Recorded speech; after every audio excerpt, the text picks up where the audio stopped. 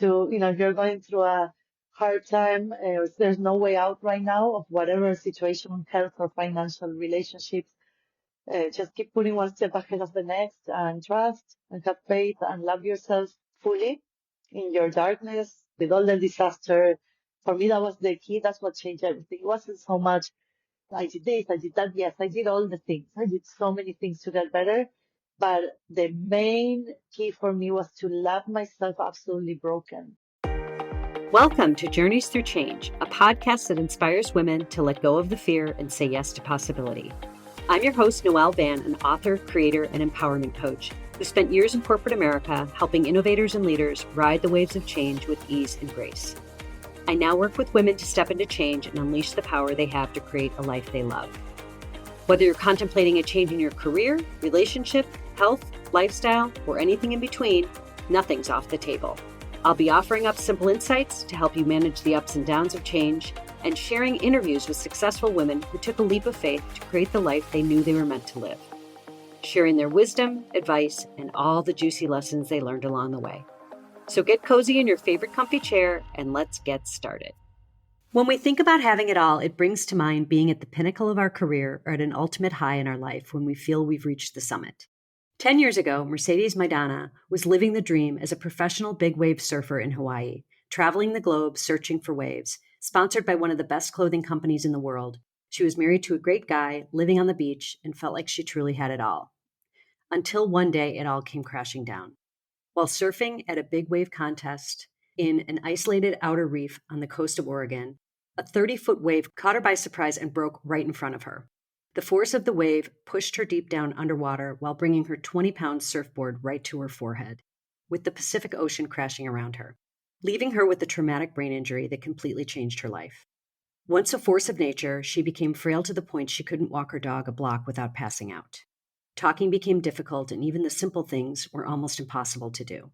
A divorce quickly followed, a loss of her sponsorship, and the end of her surfing career. In order to protect her health, she had to stop surfing cold turkey. Since that time, she moved to Austin, Texas to seek medical treatments, absolutely heartbroken. Depression set in and PTSD took over, leaving her to start all over and try to regain the joy she thought was lost for good. Over the years, she has slowly rebuilt her life, found love again, and started a family. She is now coaching women to empower them to achieve their dreams. But most importantly, she started living the dream, even better than before. She never knew was waiting for her all along. Mercedes, it is such a pleasure to have you with us to share your story. Welcome to the podcast. Thank you, Noel. I'm so thrilled to be here with you and your community. Thanks for having me. Well, thank you for joining us. And Mercedes, I typically leave it to the guest to sort of start where they want to. But I want to just mention, because I think you and we've known each other for several years now, not closely, but we were in a retreat several years back. And I met you while you were surfing. And I remember your spirit. And so I'm just so thrilled that you're here now because I feel like you've gone on such a journey. So maybe take us back where you feel most comfortable beginning the story. Where do I start? I have so many chapters to the story. So when we met, maybe I was actually at the peak of my surfing career, big wave surfing. So I was one of a handful of women that were surfing huge waves around the world and being sponsored by companies. And we were kind of the pioneers at the time of the sport, at that level of surfing like 30-foot waves and bigger. I met you in Carmel around probably more than 10 years ago. And shortly after, probably a few months after, I went to the retreat to work on a book proposal. So I was working on doing a personal development book at the time of how to achieve your biggest dreams and goals, which is what I've done with my surfing, which basically I started surfing at the age of 21. Before that, I was a city girl living in Buenos Aires, Argentina. So I never been like a beach girl. Surfing was not a part of my life. But when I discovered it, I just went full in. It was like a healing process for me at the time. I was coming from a breakup that I was devastated.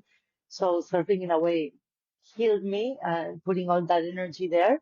And then I became pretty much obsessed with it. And I started to become good and setting higher goals every year.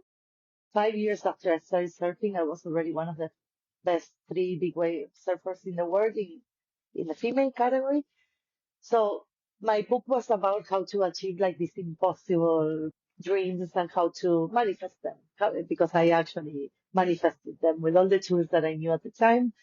And I was very excited. The book was gonna be called, I think it was like Hell Yeah. I used to use that Hell Yeah kind of slogan all over the place because it was about follow your hell yeah, your enthusiasm, follow what makes you happy, and that will give you the energy, and you will gonna get the strength to manifest what you want, and that opens the doors to abundance, which is my case, what I learned.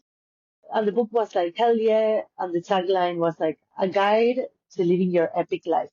And a few months later, I already had the proposal ready. I found a literary agent that we did a contract. She was looking to get my book out there, published by a publishing house. And then I got my traumatic brain injury surfing huge waves, and my life just like collapsed really quickly.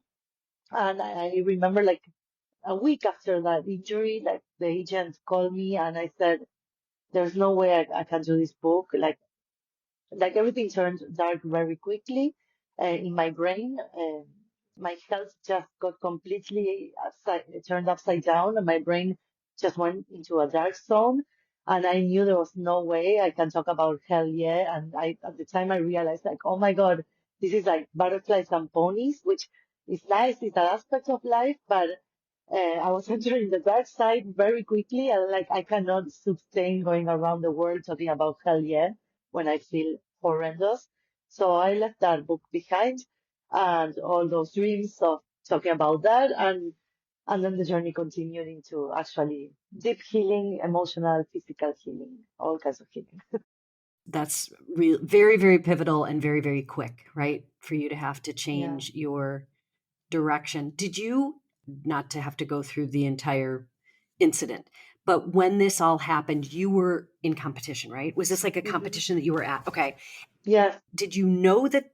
I mean, you thought everything was okay. You had had a couple of concussions. Like there were some things that kind of Mm. led up to this that then got you to a place where you were like, wait, okay, something's not right.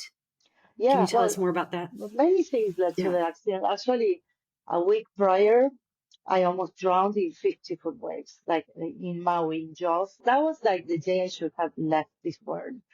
And because I was me at the time without I just didn't have contact with my inner self, what I needed. I was just coming from an ego self of like achieving, accomplishing. At the time, I didn't die, as you can see, and I felt like I'm not afraid of death. So I'm just gonna keep going and even bigger because I'm not scared. Like I know that it means nothing to almost leave the body. It was almost like bliss to leave the body. It kind of hurt to not leave it when I came out of the water. I was ready to be on the other side, and it was beautiful. I wanted to be there. So I was like, I'm not afraid of death. There's nothing to fear. So let's go be there. So a week later, there's this competition in Oregon, and the waves were going to be like only 25 foot, which was baby big waves for me. And from coming from an experience of almost drowning in 45, 50-foot waves in Maui in Jaws to like these baby big waves, I was like, oh, piece of cake. I'm gonna go and win the contest. I'm just gonna get the biggest waves and that's it. Then when I was competing, this 30-foot wave came out of nowhere, and the whole PTSD of a week prior kicked in. Everything that I never processed from a week prior, suddenly in the water, I froze, and my body said I cannot be 1 second underwater again. I cannot like be drowning. So I froze, and instead of doing the things we gotta do when a huge wave comes, that is you gotta bail your surfboard, that is a huge board for big waves, very heavy, very big, and instead of bailing it and going under the wave, I did a lot of technical mistakes that doesn't matter because we're not in a surfing environment right now, but that led me to basically getting that surfboard. The wave got me and took my board into my head, and it was like 30-foot wave bringing the surfboard into my forehead. And yeah, I remember like you asked me, did you feel like something different? Like the impact it was so strong at the moment that I remember thinking immediately, you cannot pass out. Like if you pass out, you're not coming back. No room to black out. So it was like just stars in and out. And at the moment I was bleeding, and people around me in the jet ski, they came to see me, and everybody got like, they were worried about the bleeding, how much I'm bleeding. Nobody thinking Right, about right. inside. And me neither. I couldn't even process. But by the time I got, somebody took me to the beach. We were like a mile out in the middle of an outer reef in the ocean, like huge waves everywhere. So going back to the beach was really hard. Navigating with the jet ski, all these waves. And so by the time they dropped me in the shore, I remember there was this other surfer. He's a very famous surfer from California. He saw me bleeding and he brought his t-shirt. And I remember I'm like, are there any cameras here? And he's like, no. And I hugged him and I started crying. And I remember in the moment, like feeling this is bad. This is like, I knew it. I knew it was so Yeah. bad. And then I talked to my sister on the phone because this was live. So my family was watching from Argentina. She called me when I was like getting cleaned up, and I started crying with her. Like I was just devastated. Like knew it. Like I knew that this is something else. Yes. Yeah, then I went to the hospital twice that day because I was throwing up, and they just told me, oh, it's a mild concussion, just. But then throughout the next weeks that followed, I just started to deteriorate, and it just got worse and worse throughout the weeks, months, and years. So it's been a journey. So when you say just like deteriorating, like you had mentioned, it became very hard to move, right? I mean, from going Yeah. from being out in the water every day, and you were, I mean, Oh, you're a yeah. very athletic being now. You always have been. So how did that change? Like, was that something that was gradual? How did you start to adjust? I felt like an extreme fatigue. Everything was so hard, but I kept pushing that season because I was still like in my big wave mode, still sponsored. So I kept going surfing, and I called it my 30% energy. Like I was surfing on 30%, which is ridiculous. It's stupid. Like in big waves, you cannot be at 30%, like just enough energy to go, get a wave and come back. Well, anyway, so I kept having like more concussions because every time you fall in a wave, the brain gets rattled. And even the impact with the water, all kinds of impact. The water is very strong in Hawaii. So yeah, it just became feeling lethargic, fatigue. It was hard to speak, having these breakdowns emotionally. I didn't know what happened with me, and yeah, like just literally not being able to walk my dog that she used to pull me a lot, a very heavy dog, and not being able to do it, and everything turned upside down. I resisted the change for a long time, for a year and a half or 2 years, that I tried to keep doing my life, pushing through it, but like it was impossible until I got to a point that like a year and a half, 2 years later, I also fell on a bigger wave, and I literally came out of the water and I felt like I had a knife stuck in my forehead, and I couldn't even open my eyes. My muscles, I wouldn't open my eyes. And I knew I dragged myself out of the water, like crawling into a sand, and there again, crying in the beach. And I knew I was done. Like that day, I knew I'm like, I can never do this again. Then I found out I could have had a stroke quickly after that. Like I was just in a level of distraction that I, like just for not letting go when I needed to. Like, I should have let go the day I almost drowned. I didn't. Then I had the concussion, and then I kept going for a while. So I kept deteriorating my body, which meant my mental health. It was completely related to that. So how did you start to kind of crawl out of that? That seems like that was a big turning point. Yeah, and I get emotional about this. I really do when I talk about these things. It's crazy. I talk about these things so many times. And, oh Well, goodness, it's hard. I mean, this is one of those things that is embedded in your in your memory for a good reason, right? like it's in the cells or something. And sometimes it's not a bad emotional, like not self-pity, or it's more this question that you asked me. This one gets me emotional because it was a complete surrender to God, how God helped me. And when I say God, take it as you want. Like for me, it's my higher power, my loving higher power. We cannot call it whatever you want. I connect to something I call God, universe, whatever you want. And everything was just going downhill at every level. And basically, after the concussion, my husband left me 2 months afterwards. We were coming from a really very distant relationship, and that was like, boom, it just exploded everything. The backstory is that he was always like begging me to not go in these waves anymore, that I was gonna die. And I was like, who cares? This is my dream. Like I was so selfish.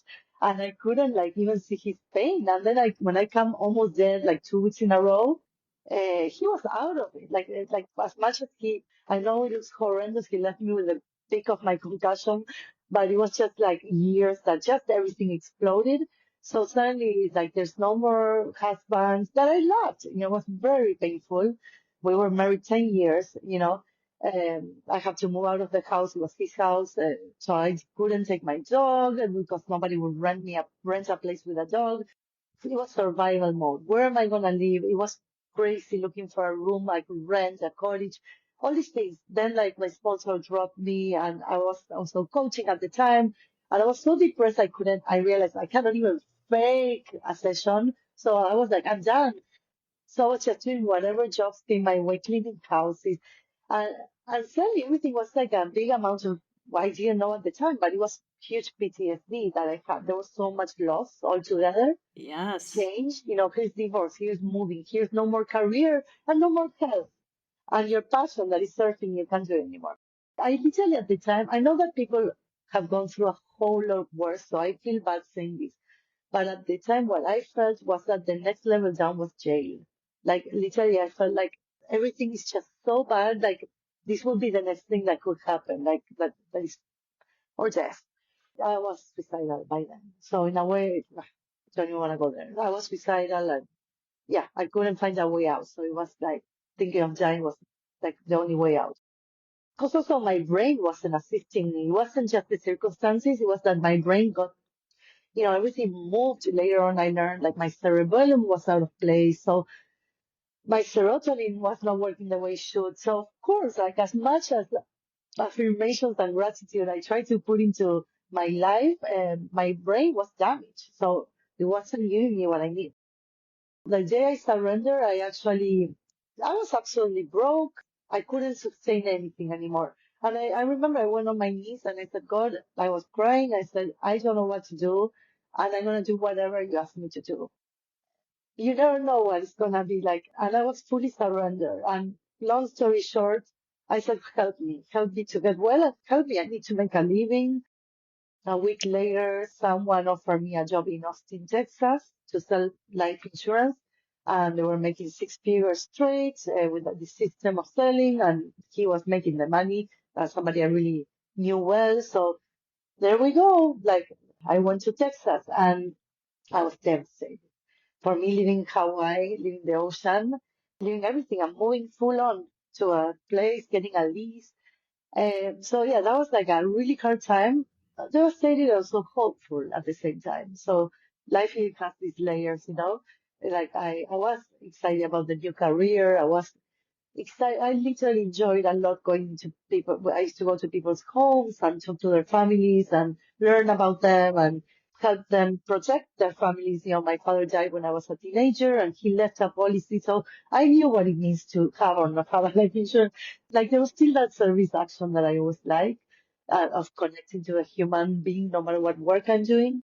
And that was also part of the journey. Like I got to a point that I was like delivering pizza for Domino's. I always said like, I'm never going to tell this story. Now I find it really cute. But I was coming from being a coach, making like 250 an hour per session, fully booked, to making $12 an hour on a good day with tips. This is what's so fascinating to me about you. And I think it's because, and I've said this to you before, that knowing the energy that you've had, knowing what you went through, and now knowing how you've popped out the other end of it is really, really inspiring. And I didn't realize, I mean, I know that you had lost a lot. That brings you to your knees, right? I mean, that's like a surrender that like not a lot of people will ever experience in their lives, right? Where you're stripped of everything. Plus, from a health perspective, your brain's not functioning the way it should be. So, I mean, the cerebellum, I want to say that it's logical thinking, but I could be wrong. I don't know much about the brain, but there's definitely a shift in how you're viewing the world from a physiological standpoint too, right? So you're battling with two things. As we all know, change is inevitable. Sometimes it comes out of nowhere, leaving us to pick up the pieces and navigate our way through the unknown. Other times it's a decision we've made to step into a bigger version of ourselves or find more joy or fulfillment in our lives. Day by Day book was designed to help you face the discomfort of those shifts in life that are pushing you to that next level of growth and learning. It's a guided journal with a simple tracking system to manage your daily well-being during challenging times, setting you up for success no matter what life throws your way. Join our community of over 15,000 changemakers and get started on your daybook journey today. The time is now to step into change to create a life you love. To get your Day by Day book, go to livedaybyday.com. Okay, so you're in Austin, you're selling insurance. Hmm. What next? What came next?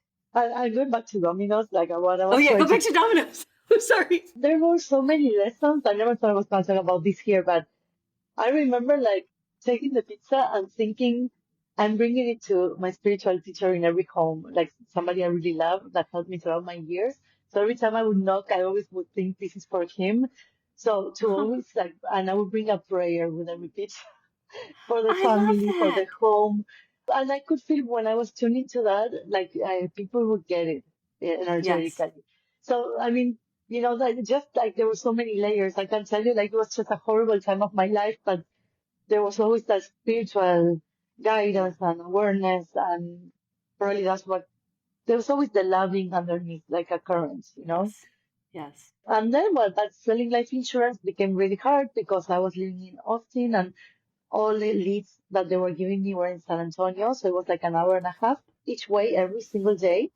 Yeah. And with my brain, that then I learned that my peripheral vision was all messed up. Like, Ah. so driving was exhausting, like, because my brain wasn't editing, like, things we usually edit in Yes. our vision. So it was, so I remember coming back at night from San Antonio many times and thinking, oh my God, I'm gonna have to sleep on the road. I cannot make it home, and just crying, like it was all so hard. And I would be like Yeah. sometimes driving, like, please, like a truck hit me.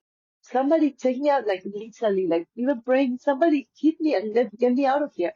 It was really hard for a lot of years, and because I had a complex PTSD, I didn't know it. My brain was fully injured. I didn't know what to do with it. And working a stressful job driving and being in sales where you have rejection, they tell you yes, then they tell you no, then all these things. It was like a lot for my nervous system. And I finally got in touch. Somebody got me in touch with a lady from a concussion foundation that she was an angel that opened doors for me. And that's when she took me to Amen Clinics in California from Dr. Amen. And I entered like a whole new level of my journey where they did these PET scans and they told me what was going on really inside of my brain, different scans that I never got done before. And they were like, okay, now we gotta really focus on you actually have complex PTSD. Like by the time I already done a lot of treatments, I wasn't just doing insurance, I was healing. I was doing hyperbaric chamber oxygen treatment, 3 hours a day inside of a chamber in my house every day for 10 months. So they told me by doing that, you heal your injury a lot. It's almost minimum. But now you have we can see your activity in your brain and you are in this PTSD fight or flight mode consistently, even when you're resting, you're in fight or flight. So we're going to have to work on this. And that's where I enter a new journey. They gave me medication, which I still am, and I very proudly say it. I mean, years later, I still have to tweak my medication with my doctor to find that perfect balance of my chemical in my chemicals in my brain. That was just a minor piece, because I also have to change my diet. I take a whole lot of supplements for my brain health. I have to do cognitive therapy that I still do, EMDR for trauma. I have to exercise every day to get my endorphins going. So I do a whole lot of things to be well. And that got me out of my hole to do a combo of things.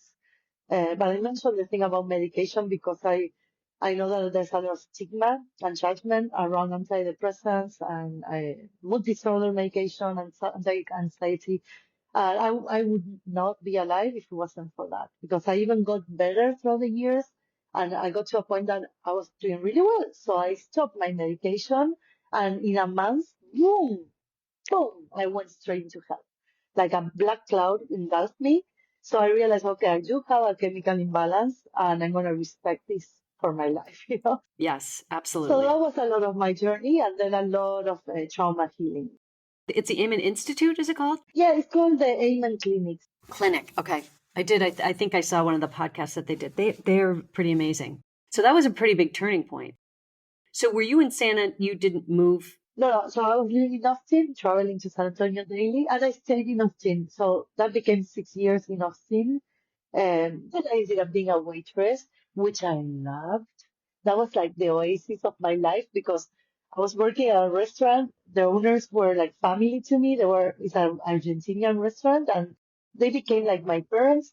And nobody busted my balls. Like nobody asked anything from me. So I was like, oh my God, I have absolutely zero pressure. I'm having conversations with the clients. I'm knowing Yeah. everybody that comes, and I make my little money that pays all my bills.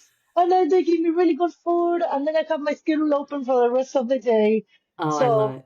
I loved it. And that's why I always say, like, a lot of people come to me, like, as a coach, and they go, like, I want to do my coaching, I want to be a coach. And, and they never want to, like, if they're not paying their bills, yes, and they never want to do a side job because they have to be a coach, you know. I always share this, like, look, I have to take responsibility for my finances in whatever way I had to. And then with time, and as I was more settled, I was able to go back into my coaching. But like, I also used to have the judgment of like, oh, having a job that is not coaching, that sucks. And you know what? Like, I found the joy in this, my different jobs. And that was the job that I took to heal, Yes. to heal for a year or two where I had no pressure whatsoever and I could only do my recovery healing, my trauma healing. But you found the space. You found the space to do that, which is great. I think, we could all sit around and judge all day long about what's a good job, what's not a good job. It sounds like you found happiness in the simplicity Yeah, of family and of community. I mean, it sounds like that, that I waited tables all through college and I loved it. There is something to be said too about having the time and space to just get to know people and just be there and yeah. just be present and all that. So I'm sure that was a healing thing. And I was always fit. I was walking all over the place. Yeah, And exactly. like I It just is. have to It's go a to the good gym. workout. It's a good Yeah. workout. And of course, it wasn't all butterflies. I had my moments too there, like Right. basically my brain couldn't handle anything, like, so even as cute as that was, I was still having major breakdowns because everything was very hard to do. I would get very fatigued. So I did have the night shift that I left Yeah. at midnight and just, yeah, like it was just very hard. Like everything was Yeah. uphill physically. Yes. So that's okay. I mean, there was so many layers. In the middle of all this, I'm working at the restaurant, and then there's this couple that eats there every day, and they basically say, "Hey, we have a cafe. Do you want to be our manager? We love the way you work. We pay you like triple of what you're making here." I'm like, "Okay, yeah, hell yeah." So I told the owners like, "Sorry, this is an incredible opportunity," and they're like, "Go, go, fly." Nice. And I was so happy. I was making really good money for what was that time of my life, Right. and enjoying it and loving it. And 3 months into that, I lifted something very heavy at the place, and I cannot move. So that became herniated disc. And no, I mean, whatever karmas I have to pay in life, I don't know what I've done in this life or past lifetimes because I paid so much karma. So because I was like finally getting my life together, I feel Yes. less concussed. I have a regular job Monday to Friday, make really good money, and I have time to do the things I love. And suddenly, not only I cannot move, but it's like the biggest pain I ever felt in my body, like fetal position, and like I couldn't do anything. My mother had to fly urgently from Argentina to No way. feed me, to take care of me, to take me to doctor's appointments. I couldn't drive. I was like in the back seat of the car, like shivering with pain for 3 months, like crying in pain. I couldn't go. I need to go to Argentina to get treated there because in the States I spent like almost 30 grand with prolotherapy and injections for my back like this. Yes. And I wasn't getting better. So I'm like, I gotta go home where I can do all this for free. And I couldn't even get on the plane because of sitting. I couldn't sit of so much pain. So it took me 3 months of injections in my back, in my spine to be able to be able to sit down for the flight and get treatment in Argentina. And that was in the middle of all this. So basically I'm 38. I'm living my whole life. Nothing goes back to storage. I lose that job and I'm going to live with my mother in an apartment. I'm living in her tiny apartment in Argentina for like 8 months at 38 years old with no job, no house, nothing. And so that was a whole other layer of healing, not just physical, Yes. where finally I did find somebody like this Japanese doctor did whatever something weird he did. I don't even know the name of the therapy. He healed me like in 3 months, like in 3 sessions. Whoa, this was a herniated disc? Yeah, like two hernias, which is probably all the damage I done from surfing, and that Yeah. they passed me the bill years later. And I always said, like, for me, the concussion was just a rehearsal to survive the herniated disc. The herniated disc was the worst. It was just intense, like living with physical pain at that level. Like, so I feel like I developed compassion for different, I mean, like now I'm a different coach, because I can understand emotional pain. I can understand physical pain, uh, Hmm. not all the pains, but like, I feel like maybe life put me through this. Today I can understand a different sensibility towards others. Anyway, so then being in Argentina, I have to heal the relationship with my mother that I didn't want to, but suddenly we're living together. We had to. Kind of can't And it was avoid it. crazy. Yes. Yeah, it was crazy. So, but it was amazing also. It was like going back to my past. Suddenly, it was just, it was for a movie. Like, I'm hanging out with my high school friends again, and we're playing again in our old band when we were 14 years old, and suddenly I'm playing music with them again. And then we do like a live show with all our friends, and it was like 30 years later, we're doing all this. And I was loving it. Like I was living like no, it was crazy. So then I go back to Austin when I'm back, like I'm feeling good now. So I go back to rebuild. I'm going back to the Argentina restaurant. Like, hey, can you hire me again? I'm the trainer that left you for the other people. They're like, come, we love you, come over. So Oh, I was told, like, I go back, and this is the crazy thing. Like a month into being back. I was doing also trauma recovery groups. Like I realized I had a lot of issues that I didn't even know I had. With the concussion, I had to look into everything, like yeah. sexual abuse, all kinds of things I had no idea that were there.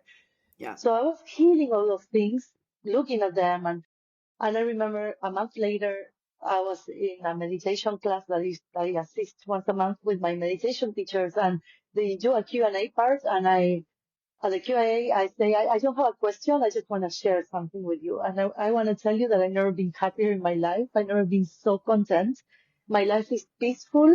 And side note, I'm being a waitress. I'm 39 and I live with two roommates in Austin. Okay. Nothing is the way we would like it to be officially. And I'm like, I'm just so happy. I'm content. I never felt this way, like so at peace with myself, like really finding the joy in the very simple things of life, in friendships I had in Austin, in playing music, in doing all these things. And they were like, this is fantastic. I said, yeah, I don't need anything else. I'm just very fulfilled. So thank you for your guidance all these years. I want to share this. Oh, this is great. That was on a Sunday afternoon.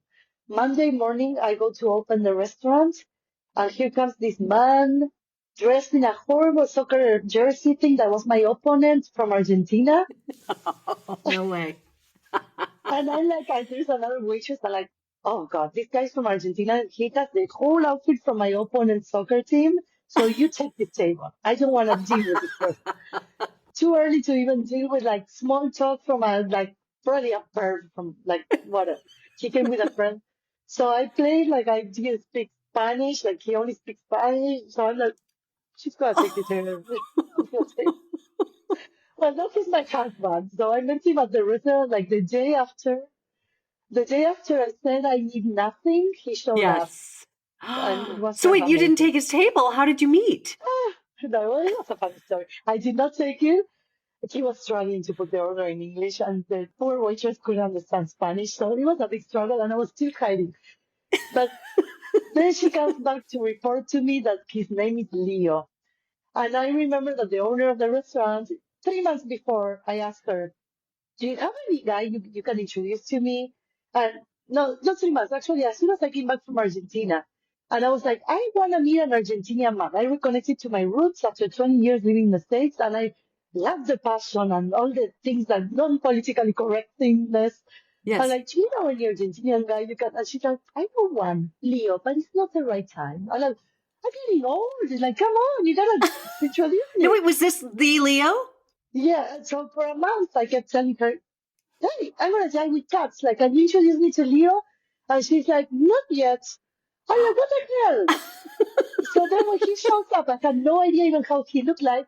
But the waitress comes to me. She's like, yeah, we gotta leave this for the owner. We gotta say it's from Leo. He brought a jersey for the owner.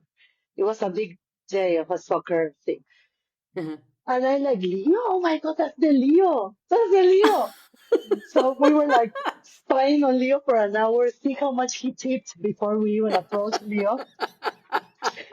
Poor Leo. I feel bad for Leo in this scenario. I know. Oh my gosh. So was he from Austin? Was he living in Austin? Yeah, he's Argentinian and he was living in Austin Oh. for like 5 years and he was like 4 months before he got divorced. So it was just crazy. Yes, that is a perfect example of how crazy life can be, right? When you least expect it. And what I love the most about it is that week prior, not even the week prior, you said it was that weekend, Yeah. you were really claiming kind of your happiness. You were saying like I'm fine, I'm good. I am all good. I don't need anything else like that to complete me. I think that was the key. Like, I don't need a man to complete me. I don't need anybody to save me. I'm happy on my own. I Yes. love Oh, myself. you were telling the universe something, I think. So now we're going to fast forward. You are now living with Leo and your sweet little boy. What's your little boy's name again? Federico. He is adorable, adorable. And you are where though? Are you Corpus Christi? Is that where you are? Yes. So you're by the ocean now? We came to the beach in Texas and it's really fun. Actually, when we finish this, I'm going surfing because he's waiting for me in the Oh, water. nice. How fun. He's freezing, but he stays for hours in the water. I made him a surfer. Like he became addicted. Like he surfs way more than me. I'm lazy at this point. He goes every day for 3 or 4 hours. Oh, wow. Goodness, I'm like, I'm back home. Yeah. So yeah, but we did a leap of faith after we were in the pandemic, and I don't know, we were living in this tiny condo, and I was, having this waitressing job, and he was like cleaning swimming pools for a company. We used to do these trips to the beach just so I could surf, and one day the waves were really good here. I'm like, Leo, what the hell? I didn't know Texas had good waves.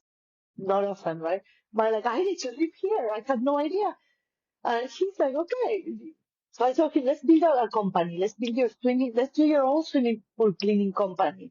Let's do it. And we Nice. did the whole leap of faith. Like we bought our house via FaceTime because the inventory was going like this. So the realtor, we did a few trips, but by the time we found the one, we had to pull the trigger and put the deposit, and it was all via FaceTime. And we just moved knowing nobody to with a mortgage, to a home, to a place we didn't know, and we worked together on his business. I helped him for the first year full on to get it off the ground, and then he was doing the cleaning, I was doing everything else. Then he hired some employees, and now like he has the life. I always say, I admire you. Like he has the life. He's surfing all day. Oh, Then he FaceTimes with the employees and tells them what to fix or whatever. right. We have a very successful company, and we're enjoying life. Oh my gosh, Mercedes, this is like, and you're coaching again, right? But you're coaching Yes, kind I of on am. your own time and within the time and space that you can afford. Yeah, it's only out of my joy. It's so wonderful to see how you are so grounded. I feel like, I mean, and that's, I think when we knew each other earlier, that was years ago too. And we all have grown since then. But I feel like you have been through, wow, you've been through a lot. You've Yeah, been through a lot. But I think you popped out the other end of it with such joy and such a different zest for life. You've always had zest for life, but I feel like this is a deeper one. yeah, you're right. Oh, Mercedes, thank you so much for joining us. I so appreciate you. And we're going to keep in touch because I want to hear all about that little boy of yours. I see him all the time on social media and I'm like, he's just a doll. Does he like to surf? Not yet. He's so small, but he's a bit too. But this summer we're gonna start trying with a boogie board if he wants to. But he's obsessed with the Nice. water. He's addicted to any water, any body of water he wants to be in. Oh my God. You got to show him pictures of, or the videos of you in the waves. He's probably going to be Yeah, very inspired. Very I know. inspired. I can't wait. I mean, I started pregnant, and we took actually really good waves Oh, I bet. together. Well, are they high waves? I mean, I surfed a hurricane, so those were good waves. They were like, Yeah. this sounds like a terrible mother, but they were soft. They're not like I knew what I was doing.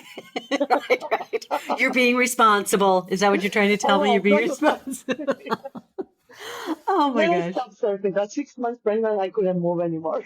Well, see, there you go. Well, I don't want to keep you from the waves. You got to get out No, there and it's meet Leo. okay. No, I have all day. I have all day when we hang up, so don't worry. Okay, okay. But thank you again, Mercedes. It was such a pleasure. It's been so great to reconnect with you, and just to hear your story it's mind blowing. But I'm so happy to hear how wonderful you're doing. You're welcome, and thank you for having me. And I hope this helps anybody, if it's meant to help somebody out there listening to, if you're going through a hard time or since there's no way out right now of whatever situation, health or financial relationships, just keep putting one step ahead of the next and trust and have faith and love yourself fully in your darkness with all the disaster.